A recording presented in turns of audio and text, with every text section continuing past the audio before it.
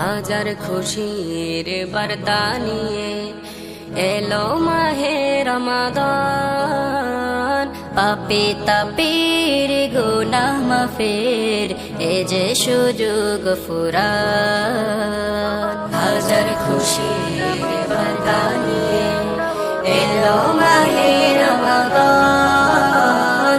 পাপী তাপীর গুনাহ মাফের এ যে সুযোগ ফুরান।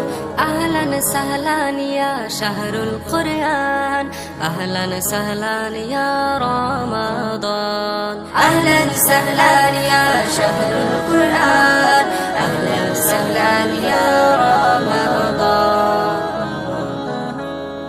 11টি মাস যেই মাহিনা